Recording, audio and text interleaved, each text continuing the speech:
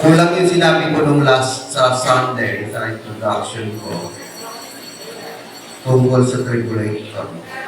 Huwag din sabihin namin, meron kayong tribulation. Trials lang yan. Trials is testing.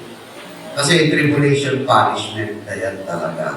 And trials, not a punishment. It is just building your faith. Another thing, ang trials ay pang-individual or testing pang-individual. Pero pag sinabing tribulation, pagkalahatan na yun. Para bang sickness, may sakit ka. Pero pag sinabing pandemya, pagkalahatan yun. Kaya tribulation, punishment yan sa lahat ng tao na hindi sumusunod sa Kanya. But for each of you na dumadanas ng mga pagsubok, hindi yan tribulation. It is just building your faith. Pinatatatag lang kayo sa inyong pananampalataya at lumalim ang inyong relasyon sa Diyos. Now, there are three tribulations. Ulitin ko lang yun. Ano? There are three tribulations na nangyari na at mangyayari pa lang. Yung unang tribulation, punishment talaga, pangkalahatan, sa Israel lang. Yung Israel ay, buong Israel ay sinira ng hari ng Babylonia. That was the first tribulation. Alam niyo dahilan? Lahat sila pinarusahan, pati mula hari hanggang sa lahat ng tao, inalis sa kanilang lugar. Talagang tribulation yun, sinira sila. Pinarusahan sila because of breach of contract. Pero pinaligtad sila kasi may pangako pa ang Diyos. The second tribulation, ito na, kaya nga naging Palestine na siya, hindi na siya Israel. It is the reason why naging Palestine na ang tawag sa lugar ng Israel, hindi na Israel. The second tribulation nangyari sa Israel ay they killed their Messiah. They killed their King, Jesus Christ. Pangalawang tribulation yun. Pero sa Israel lang yun. Kasi ang Diyos ay mayroong connection sa Israel lang, hindi pa sa mga tao. Ang purpose naman nun, kalooban din ng Panginoon. Nakita niya na kahit bibigyan sila ng tribulation, but the purpose of that is to kill their king, but for the salvation of the world. Talino ng Panginoon, ano? Nagkasala ang Israel, pero sa kaligtasan para sa ng sarili ng Abu David. Kaya yung kanyang connection ay hindi lamang sa Israel. But in spite of that, they willingly killed Jesus Christ. Kaya naman, pangalawang tribulation, sinira ang Israel. Kaya wala yung Israel sa mapa. Naging Palestine because of the Roman Empire. Ang Roman Empire naman nagpagusa sa kanila. That is another tribulation. Now, God has already relationship with the world. Covenant with the world. Ang covenant niya ngayon sa daigdig ay ang dugo ni Kristo. Kaya nga, this is my new covenant. The blood of Jesus. The first tribulation, breach of. Ang first tribulation because they violated the law of God. Covenant yun. The covenant of God sa Israel. Pangalawang tribulation, they killed their Messiah. And both first and third tribulation sa Israel lang yun. The third tribulation, there is another covenant for the whole world through the blood of Jesus Christ. For the whole world na yun. Because they did not believe in the Holy Spirit. To the church. Ang church, ang bumuo talaga ay ang Espiritu Santo, hindi mga disipulo. Foundation says, so siya lamang ang nag-initiate, pero ang bumuo ng church ay ang Espiritu Santo. Kaya nung bumaba siya, nagkaroon ng church. And what's the purpose of the church? To be a testimony to the world. That they may believe in Jesus Christ for the grace of their salvation. Kaya the church work is a testimony. We are a testimony sa ating mga kamag-anak, sa ating mga ka-classmate, sa ating komunidad. Yung mga kantahan natin, testimony yan. Kaya nung kinakanta natin mga bagong awitin, kinanta nila mga bago, bless ako, puro bago Pagbabasahin niyo, it is a testimony na dapat sambay ng Diyos, na dapat paniwalaan niyo ang Diyos, na dapat sumunod kayo sa Diyos. Yan ang awitin It testifies sa mga kapitbahay. It testifies to yourself. It testifies sa mga bisita niyo. Now, the third tribulation, ang punishment na ay pandaigdigan, and it is written in Revelation.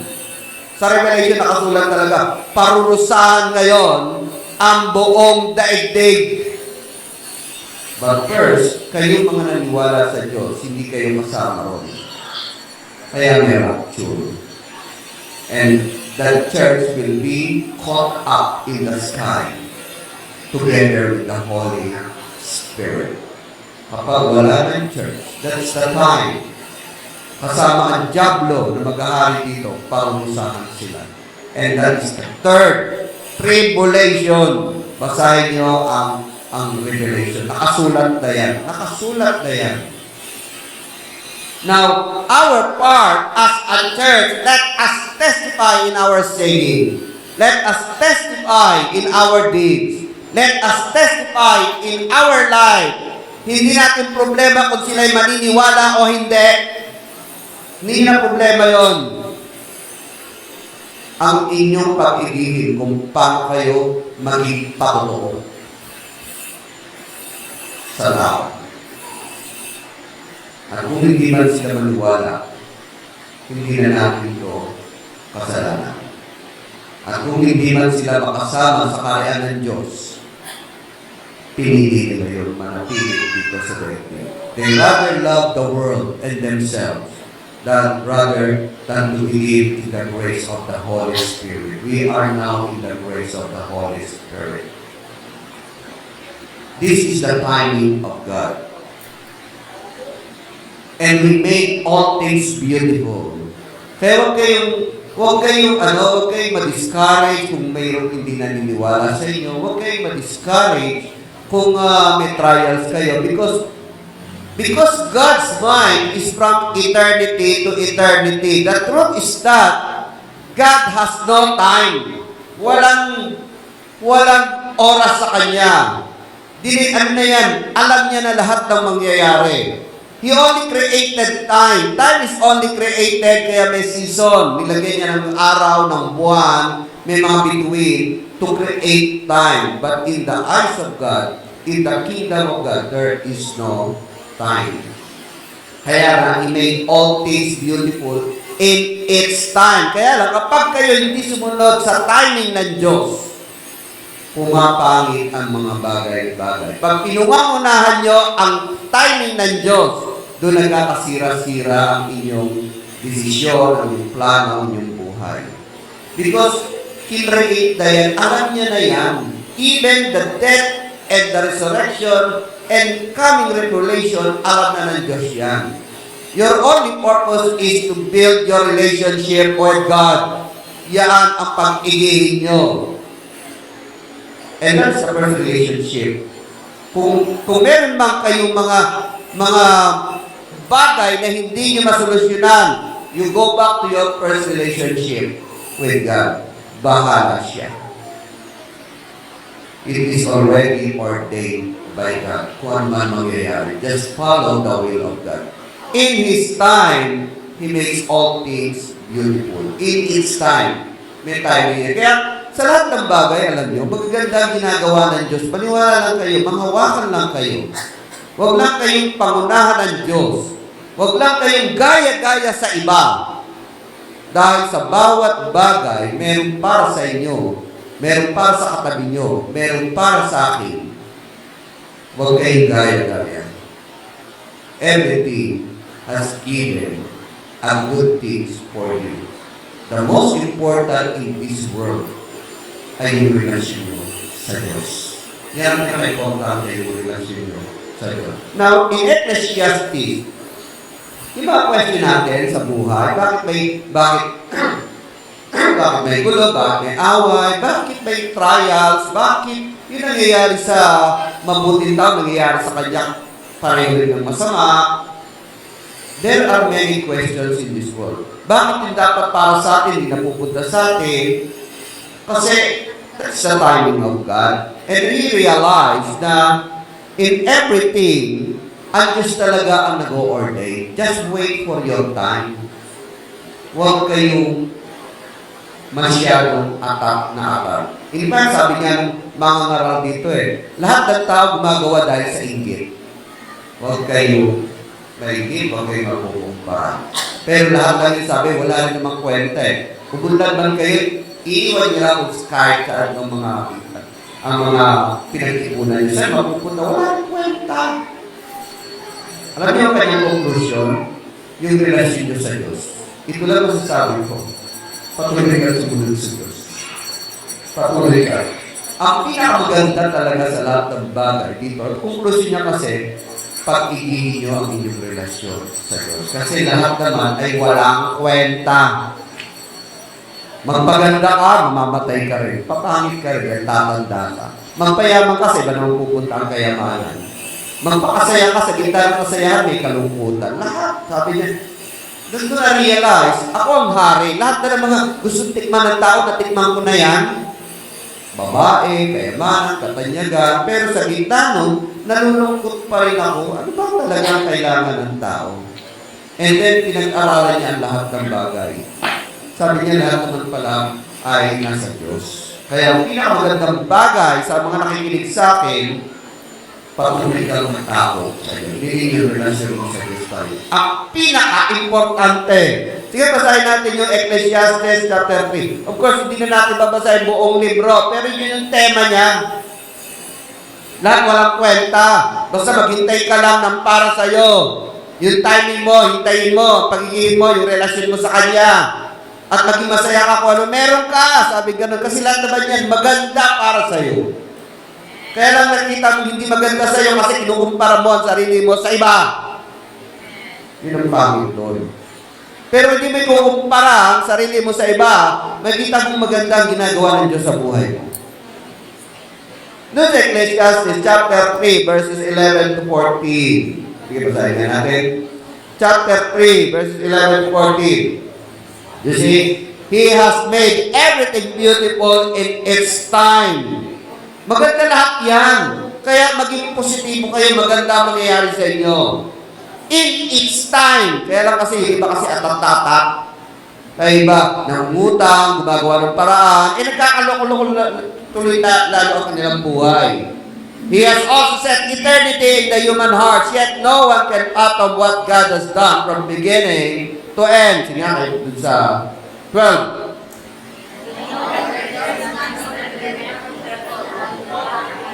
You see? Sabi, magpakasya ka meron ka. Yan maganda. Hindi yung maingit ka, hindi yung magdidepress ka, hindi yung iisip, tinitignan mo yung iba. Maging masaya ka. We are created to be happy, sabi ganun. And to do good. Kaya tayo magawa ng masama kasi nga gusto natin makaangat, gusto natin makauna. Pero kung hindi naman kung humble ka, you will not do any harm to others. Okay. I know that there is nothing better for people than, okay, sunod 13. That each of them may eat and drink. Kaya magpakasaya ko na meron kayo. Kumain kayo, magpakasaya kayo, masyal kayo, and find satisfaction in all their toil. This is the gift of God. Kung meron kayo, it's a gift of God. No, kahit sinang lang kainin nyo, it's a gift of God. Amen. Last.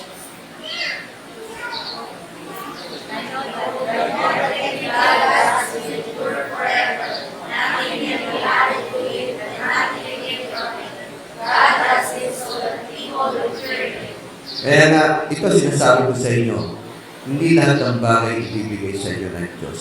Unless pagpilitan nyo, mga ng paraan, kung ibigay sa Diyos, gawin nyo. Pero actually, lahat ng mga na mangyayari sa akin, ang ibigay sa akin, nakapix na yan, hintayin na lang.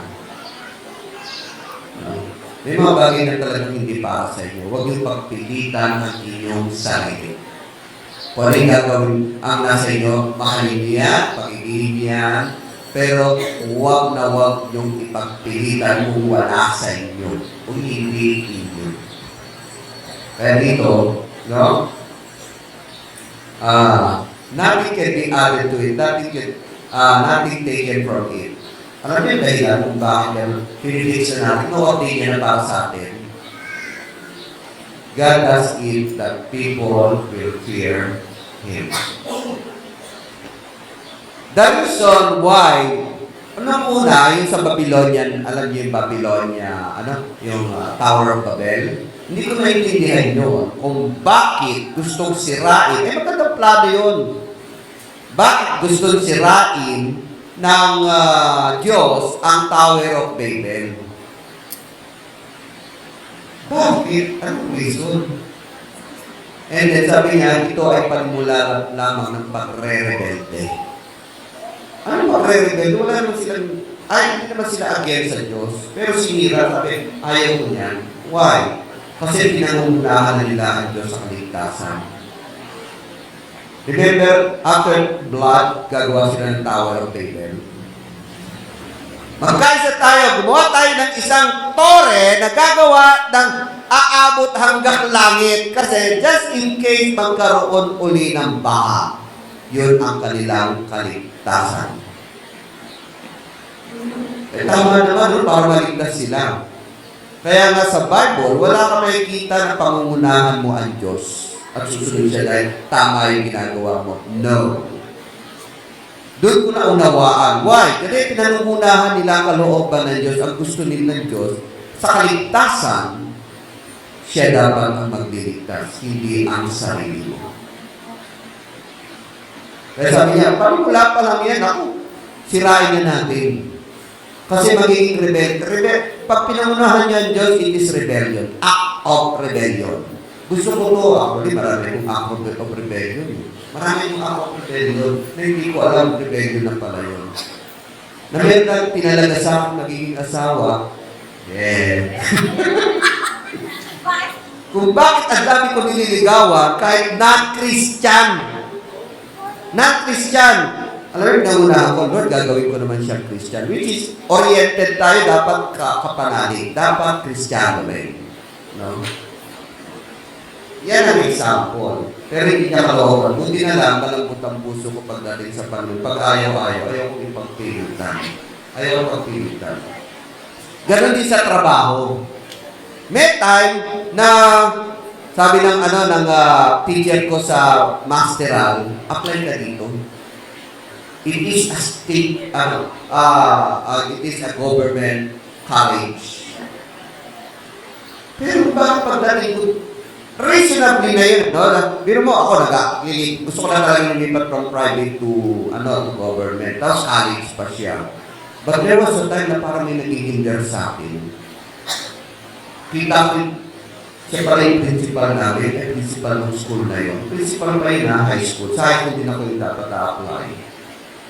Kita ko na siya, nag-enrollment sila. Siya rin nagsabi sa akin, apply ka dito, Mr. Tendero, kailangan namin ng teacher. Pero pagdating ko dalawang application, nakita ko siya. Talaga naramdaman ko parang may pumigil sa puso ko. Pero kung pipilitin ko ang sarili ko, no? Akala ko gusto ko mag-apply sa private government. Akala ko gusto ko mag-apply sa mga malaking eskwelahan. Ngayon, ito napipil ko parang talagang nahihinder ako. Mas pinakinggan ko yung yun. I believe it's the Holy Spirit. Hindi ko pinagpilitan ang ayaw na Diyos. Then, yung pala, maraming cases talaga. Yung may mga hindrance, hindi lang doon sa feeling, maaaring sa mga circumstances, talaga huwag yung ipagpilitan kung ayaw ng Panginoon, huwag. Dahil sisirain ang iyong mga buhay. God already has a plan for you according to it, to His time. Kaya everything is beautiful in its time. Naka-obtain na yan. Yung pala bibigay niya sa akin, mas maganda pa dun sa applyan ko. And that is Iris. At Iris, yung nakatulong din sa pagpapagawa nito. Kasi naka-ordained na pala yun eh. And lastly, meron pa marami pa. One thing ay pinagpipilitan pinagpipitan ko yung abugasya, talagang doon ko nakita talaga, pinipipit ako ng Panginoon. Doon talagang dinudurog ako ng Panginoon. Doon talagang nagbubunuan na kami ng Panginoon. Kasi pinagpipitan ko pa rin, no? Doon talagang nakipagbuno na ako sa Diyos. Pinilit ko pa rin ang sarili ko. Pero hanggang sa mahantong na halos mamatay na ako. Doon ko na-realize, hindi para sa akin yun. Sige, give up na ako. Ito nga, bigyan niya sa akin, ako si iwanan ko pa. I rather stay here. And I decided, kasi naka-ordained na eh. Meron pa yung sa US. Yun naman, talagang handa-handa na. No? Sino lang supervisor ang darating at interviewing kami. At lahat kami, tuwan-tuwa at in high spirit kami. Pero nagkaroon ng 9/11. Ano yung 9/11? Yung sa yung Twin Tower na sira. Hindi ako mawagin ng US. Kasi hindi kalooban ng Diyos. May ordained na sa buhay niyo na maganda. And expect it is beautiful. And that is the meaning of God made everything beautiful in its time in verse 11. God created a beautiful thing for you. Merong magandang bagay talaga nakalaan sa inyo. Hintayin niyo yun. Huwag niyong ipagpilitan ang gusto niyo dahil sa sinabi ng iba, dahil ito ang sabi ng mga, ito nakikita niyo sa mundo, lahat huwag niyo, pag may mga hindrance, huwag niyo nang ituloy. Wait, you wait, listen, and obey. In its time, God made it beautiful. Kaya pag-igihin nyo yung relasyon nyo pa rin sa Diyos, hindi yung gusto nyo, hindi yung ministry na pinagpipilitan nyo, hindi trabaho na gusto nyo, hindi yung profession na gusto nyo. Hintayin nyo ang para sa inyo. Gagamitin pa kayo ng Panginoon sa lugar na yan. God made everything beautiful. And I found out, yung kalooban niya, mas maganda sa mga plano ko. Yung mga pangarap ko, mas maganda, yung plano niya, mas maganda sa mga pangarap ko. May pangarap ako, pero mayroong plano ang Diyos. Mas maganda pa pala yun. He makes all things beautiful in its time. Now, another thing is that, alam niyo may eternity. Lahat ng gagawin natin dito, it bounds back to our eternity. Kung sino kayo sa lupa dito, ganun din kayo sa eternity. It says here, God made everything, sa verse 11, meron tayong, alam natin itong ginagawa natin, pang-eternidad na eh. Kasi kung sino kayo dito sa lupa, ganun kayo sa eternity. Kung anong ginawa nyo rito, alam nyo na i-stuck yan doon at yun ang magiging reward nyo sa inyong eternity. God put in your soul sense of eternity. Ano yung sense of eternity? Alam niyo sa lahat ng bagay na ginagawa natin, meron itong reward or retribution sa eternity. Pang eternity ito, lahat na ginagawa na natin dito, hindi naman para dito lang yan eh. Tinetest ang inyong puso kung ano magiging kalagayan nyo sa eternity. Kaya lang, ang tao kasi, kung ano yung iniisip, kala nila, dito lang, gumagawa sila ng mga ibang teorya, evolution. Alam niyo ang evolution, the only purpose of evolution, hindi naman scientific. Evolution is not scientific. Evolution's purpose is to exclude God. They do not like God to be part of their life. Yan ang pinakadahilan niya. Kaya, na-release ang evolution. Actually, bago lang ang evolution. 1800 lang yan. Nung dumating si Charles Darwin. Kaya lang, nung yung mga talaga ay maniwala sa Diyos, yan ang inilabas nila, in-accept nila at pinalaganap. Pero beforehand, from the beginning, God has in their heart, there is God.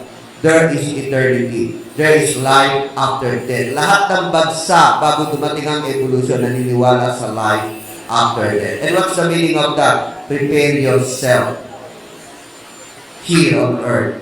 What will happen to you in eternity? Ano mangyayari sa iyo pang eternity? That's why God is teaching us by His Word. That's why the Holy Spirit is molding us. Kasi nga, hinahanda kayo sa pangwalang hanggang buhay. Huwag niyong masyadong i-attach ang sarili niyo sa daigdig. Hindi kayo nilalang ng daigdig. The world did not create you. No. But God created you. Kaya mas maging attach kayo sa nag-create sa inyo, ang Diyos. Yung iba kasi natat sila sa sarili sa daigdig, akala mo, taga-daigdig talaga sila. Akala mo parang ang daigdig ang gumawa sa kanila. No, the world did not create you.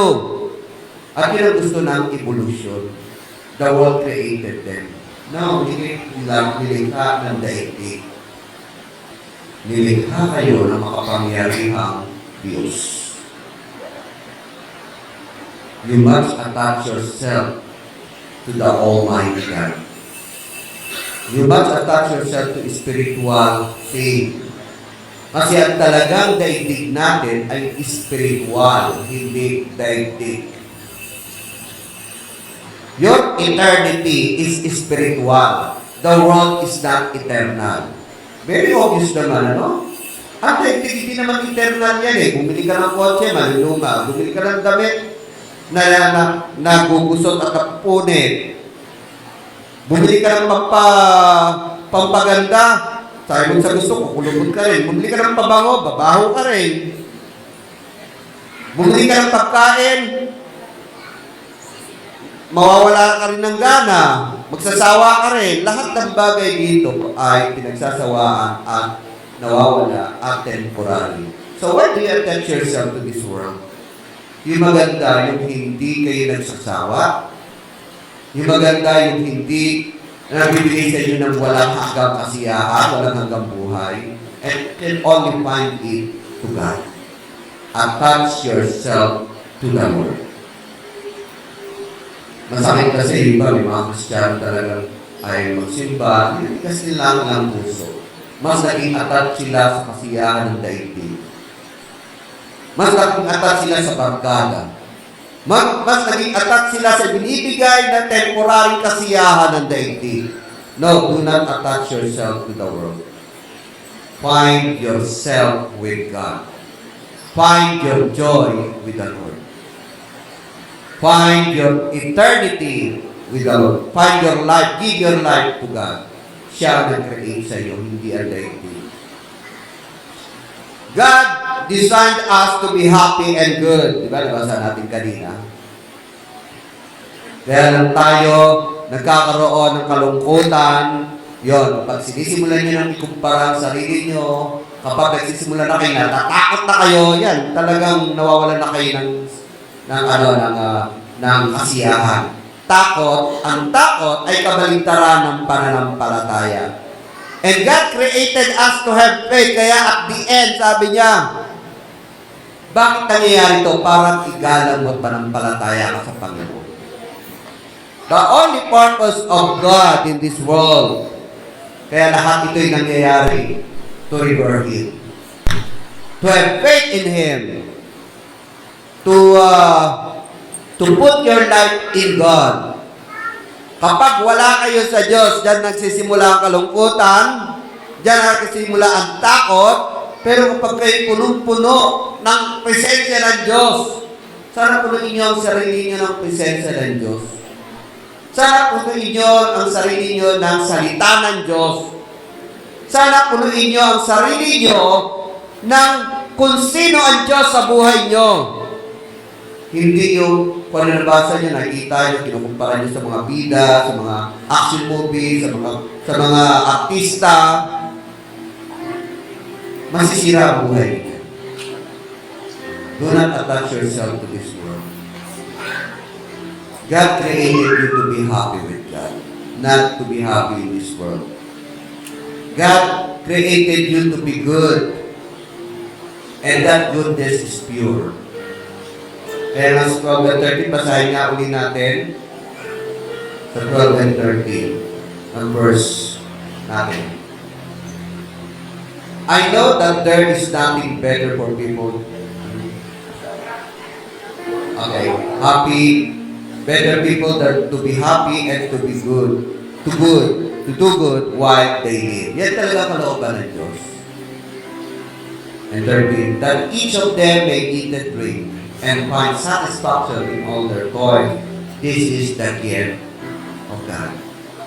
Kaya lang pag nagsisimula na yung gluttony, no? Pride, diyan nagsisimula yan eh. Hindi ka nasa-satisfy eh. Yung comparison, in everything God gave you, that is good, you satisfy with it.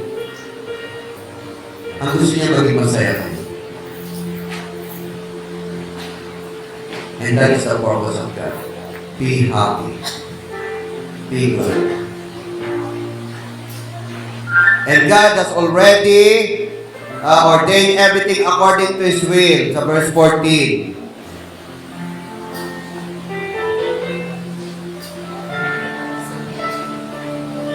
Hindi nyo madadagdagan o mababawasan ang kalooban ng Diyos. Pag kalooban niya, mas maganda sundin niyo na. Nasabi ko na ito, huwag nyo ipagpilitan ang gusto nyo. Sundin niyo siya. What's the purpose of that at the end? Doon sa verse 14. Sa verse 14, this very purpose. God does it so that people will fear Him or revere Him. In other translation, revere. Ano ba yung revere? Ginagana. Sinusunod. Kinatataktan. And that's the very purpose of waiting in His time. Let us all stand up. Praise God. There is time for everything. There is time for everything.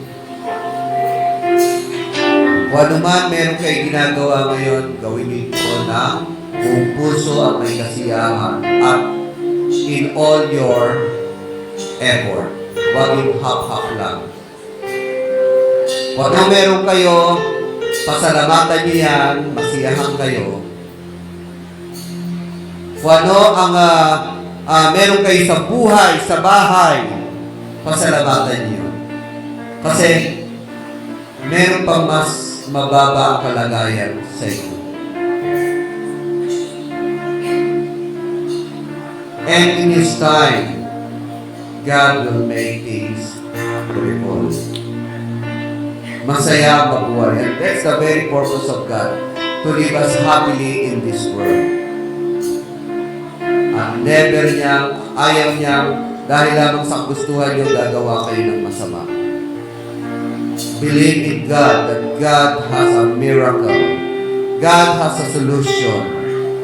God has a way. Panginoon, salamat o Diyos. Lord God, You created time for us. The very purpose of time is to revere You. The purpose of time is to wait upon You. Maghintay sa inyo, makinig at sumunod. The very purpose of time is to believe that You are good, that You have the miracle, that everything is good. Panginoon, salamat. Nakikita niyo na, Panginoon, mas maganda para sa amin. Lord, we take it. Pinasasalamatan namin lahat ng bagay na meron kami. Pamilya ko, pamilya namin, Panginoon. Trabaho, Panginoon. Sustenance Diyos sa araw-araw. Salamat, Panginoon. Ang aking tahanan, salamat, O Diyos. Ang mga kaibigan, salamat, O Diyos. Ang church, salamat, Panginoon, na pinagkaloob niyo ito. Salamat, Panginoon, sa bawat araw na nandiyan kayo. Salamat, Panginoon. Salamat, Panginoon. Ito'y kalooban niyo, Panginoon.